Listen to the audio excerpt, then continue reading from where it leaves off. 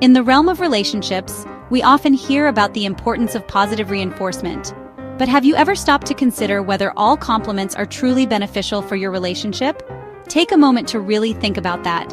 Reflect on the compliments you give and receive. Do they always foster connection and understanding, or could some be subtly undermining your bond? We all inherently believe that a kind word, a positive affirmation, is the very glue that holds two people together, strengthening their connection and fostering intimacy. But what if some of your best compliments, the ones you think are showing appreciation, are actually, unknowingly, putting cracks in your relationship's foundation, weakening the structure from within? Some phrases, while seemingly positive and well-intentioned on the surface, can inadvertently create hidden pressure, expectations that are hard to meet, and even reward unhealthy behavior patterns within the relationship dynamic. Today, we'll break down 2 common compliments, phrases that you might use regularly, that, surprisingly, can be quite destructive to the health and longevity of your relationship. We'll also explore what to say instead, alternative phrases and approaches that will build a real, resilient relationship, fostering genuine connection and mutual respect. So, let's get started and uncover these hidden pitfalls in our communication. Let's start with a phrase that might seem innocent on the surface, a compliment even. How are you always so calm? It's a question we often ask, perhaps out of admiration, perhaps out of a genuine curiosity about someone's seemingly unwavering composure. We see someone navigating a stressful situation with grace, and we're naturally inclined to acknowledge their ability to remain collected. It sounds like praise, a sweet sentiment, but it can be a trap, a subtle yet significant pitfall in our relationships. It's a phrase that carries more weight than we often realize, and its implications can be far-reaching, affecting the emotional dynamics between partners in ways we might not immediately perceive. When you say this, you're not just admiring a trait, you're assigning a role, whether you intend to or not. You're subtly placing your partner in a box, defining them by a single characteristic, and setting an expectation for their behavior that can be difficult, even damaging to maintain over time. The calm one, it becomes their identity, their designated position within the relationship. Over time, your partner may feel pressured, subtly or overtly, to live up to this label. They might start to believe that their value in the relationship is tied to their ability to remain calm, regardless of the circumstances. To hide their real emotions just to keep your approval, to maintain the image of the calm one that you seem to admire so much. They might start to suppress their feelings, burying their anxieties, frustrations, and even their sadness, for fear of disappointing you or disrupting the perceived harmony of the relationship. They might start thinking, if I show I'm upset, will they be disappointed in me? Will they still see me as the calm, collected person they seem to value? This fear of judgment can create a significant barrier to genuine emotional expression. This leads to emotional suppression, not intimacy. Instead of fostering a deeper connection, it creates a distance, a wall between you and your partner, built on the foundation of unspoken feelings and unmet needs. Relationships need space for all emotions, the good, the bad, and the ugly. They need to be a safe haven where both partners feel comfortable expressing their full range of feelings without fear of judgment or rejection, not just the pleasant ones. True connection is forged in the fires of shared vulnerability, in the willingness to be open and honest about our struggles, our fears, and our imperfections. Praising someone for always being calm, while seemingly complimentary, can inadvertently discourage them from sharing their struggles, their worries, and their vulnerabilities. It sends the message that their negative emotions are somehow unwelcome or unacceptable. The word always is especially dangerous. It sets an impossible standard, a bar that no one can realistically reach. It implies that they should never be anything other than calm, which is simply not humanly possible. Your partner may end up carrying their burdens alone, silently struggling with their challenges, feeling isolated even when you're together, because they don't feel safe enough to share what's truly going on inside. You see their calm exterior and think everything's fine. You assume that because they appear to be handling things well, they don't need your support or understanding. But you're missing what's really going on inside, the internal turmoil, the silent battles they're fighting, the emotional weight they're carrying. True intimacy means loving your partner at their best and their worst, accepting them in their moments of strength and celebrating their triumphs, but also holding space for them in their moments of weakness and offering comfort during their struggles, not just when they're easy to be around. It means embracing the full spectrum of their humanity, with all its complexities and imperfections. Eventually, all those bottled-up feelings will come out, often in unexpected and potentially damaging ways. Suppressed emotions don't simply disappear, they fester and grow, eventually erupting in outbursts of anger, resentment, or even despair. And you'll wonder what went wrong, baffled by the sudden shift in your partner's behavior, unaware of the years of emotional suppression that led to this breaking point. Instead of praising constant calm, which can be a facade, try acknowledging their resilience, their strength in the face of adversity, their ability to navigate difficult situations with grace and courage. I know today was tough, but I admire how you handled it. This acknowledges their effort and validates their experience, without placing unrealistic expectations on their future behavior. Or simply ask, how are you really doing today? This opens the door for honest communication and creates a safe space for them to share their true feelings without fear of judgment. This invites honesty, not performance. It encourages them to be authentic, to be vulnerable, to be themselves, rather than trying to live up to an idealized image of constant calm. Your love shouldn't depend on them being unshakable. It shouldn't be contingent on their ability to always remain calm and composed. It should make them feel safe to be vulnerable, to express their emotions freely, to be honest about their struggles, and to know that they will be loved and supported regardless of how they're feeling. A relationship built on emotional honesty, on open communication, and on mutual acceptance is far stronger than one built on appearances, on the illusion of constant calm, and on the suppression of genuine emotions. So next time you're tempted to praise their calm, pause and ask yourself, what is my intention here? Am I truly seeing them, or am I simply projecting my own expectations onto them? Are you encouraging authenticity, or just rewarding a mask? Are you creating a space for them to be their true selves, or are you reinforcing the need to maintain a facade of constant composure? Compliments should make your partner feel seen for who they are, for their strengths, their vulnerabilities, their imperfections, and their unique qualities. Not for the role they play, not for the image they project, and not for the expectations you place upon them. Let's retire this compliment, this seemingly innocent phrase that can have such a profound and negative impact on our relationships, and start celebrating real, messy, human connection, with all its ups and downs, its joys and sorrows, its moments of calm and its moments of chaos. That's the foundation of a relationship that lasts, a relationship built on trust, vulnerability, and unconditional love. Ready for the next phrase? Let's continue to explore the subtle nuances of language and how they impact our relationships. Now let's talk about the phrase, a phrase that can sound incredibly flattering on the surface, a phrase that many of us might even long to hear from our partners. It's a phrase that seems to signify an unparalleled level of trust and intimacy. But beneath the veneer of romance, it often carries a weight, a burden that can strain even the strongest of relationships. We're going to delve into the implications of this seemingly innocent sentence and explore why it might be a red flag in disguise. We'll unpack the dynamics it creates and offer some guidance on how to navigate this tricky territory. You're the only person I can talk to. It sounds romantic, doesn't it? Like something straight out of a movie. It paints a picture of a deep, unbreakable bond, a connection so profound that no one else in the world could possibly understand or offer the same level of support. It suggests that you are their confidant, their rock, the one person they can truly be vulnerable with. And while these things can be true to some extent in a healthy relationship, the exclusivity implied by this phrase is where the potential problems begin to surface. But it's actually a confession of dependency.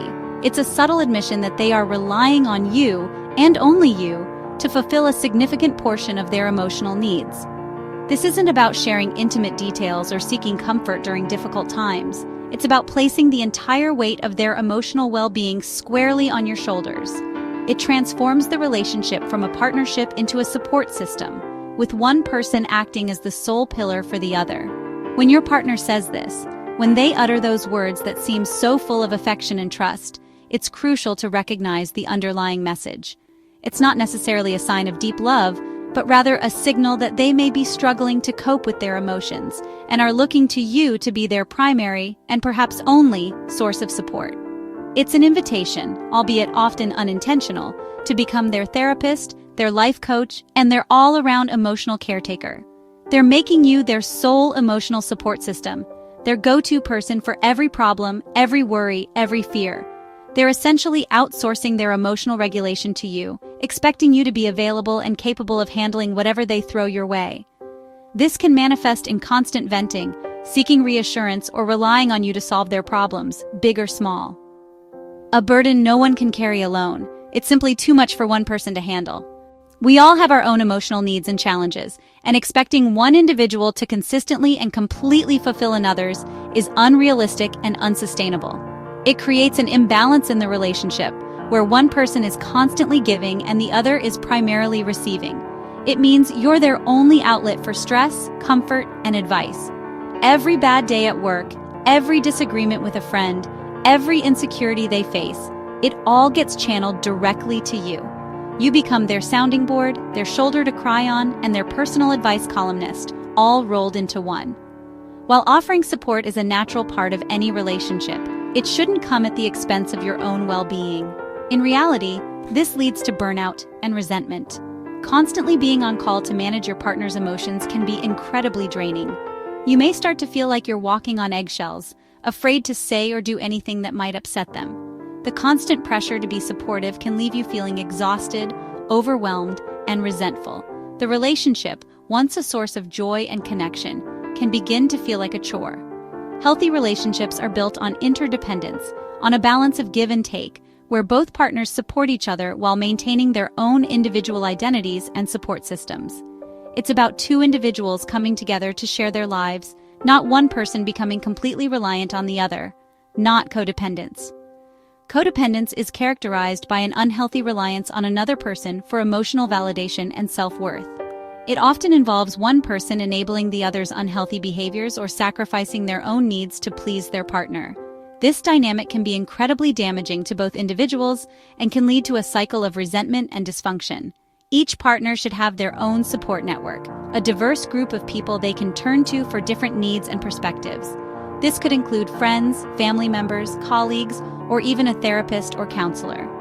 Friends, family, hobbies, activities and relationships that bring them joy and fulfillment outside of the romantic partnership. These external connections provide a buffer against emotional overload and allow each partner to maintain a sense of individuality and independence, not just each other. Relying solely on your partner for all your emotional needs creates an unhealthy level of enmeshment. It limits your perspective, restricts your growth, and puts an immense amount of pressure on the relationship. If you're their only support, if you're the only person they feel they can turn to, you're essentially trapped in a role that's both unsustainable and unfair. You become responsible for their happiness, their well-being, and their overall emotional state. You can't set boundaries without feeling guilty.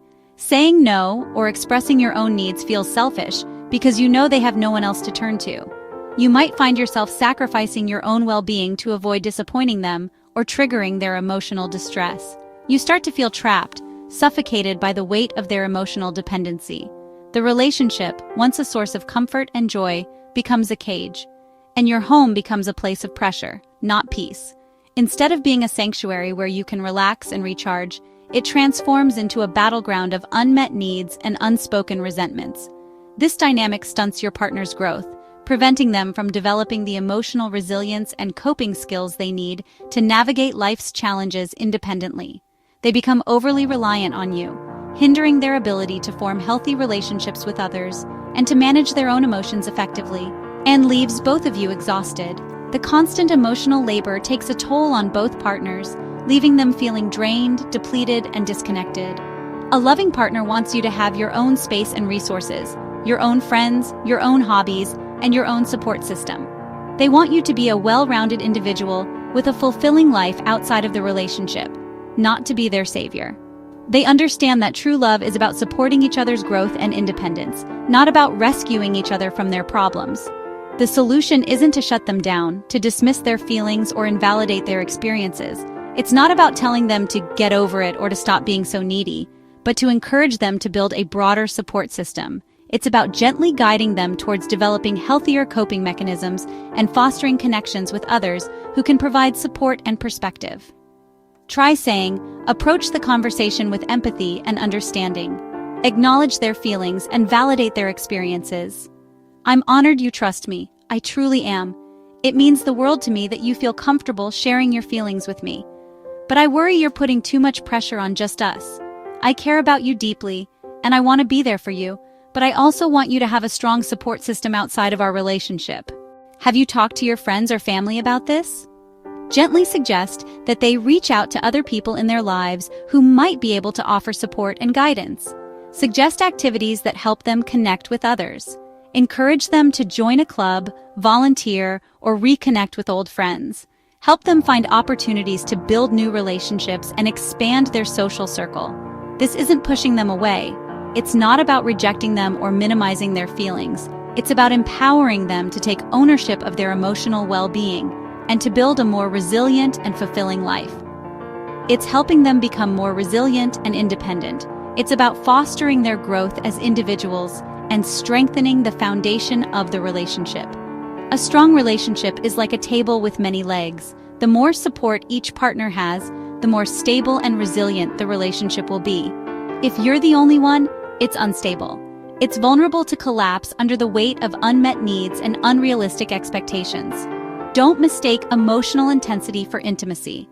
Just because a relationship is filled with drama and heightened emotions doesn't mean it's a healthy or fulfilling one. True intimacy is two people choosing to walk side by side, supporting each other, encouraging each other, and respecting each other's individuality, not one carrying the other. It's about mutual respect, shared responsibility, and a commitment to each other's growth and well-being. If you hear this phrase, if your partner tells you that you're the only person they can talk to, don't immediately take it as a compliment. Recognize it as a sign your partner needs more connections. See it as an opportunity to help them build a stronger, more resilient support system. Help them build those. Encourage them to reach out to friends, family, or professionals who can provide additional support and perspective. And you'll both be happier and healthier. By fostering interdependence and encouraging individual growth, you'll create a stronger, more fulfilling, and more sustainable relationship. Let's stop romanticizing being someone's only one. Let's challenge the notion that being the sole source of support is a sign of true love. Real love is about partnership, not rescue. It's about empowering each other to thrive, both individually and as a couple. Let's wrap this up. Remember, a healthy relationship is one where both partners feel supported, valued, and empowered to live their best lives, both together and apart. We've broken down 2 common compliments that can quietly damage your relationship. Have you used these phrases or heard them from your partner? How did it make you feel? Share your experiences in the comments. Your story could help someone else.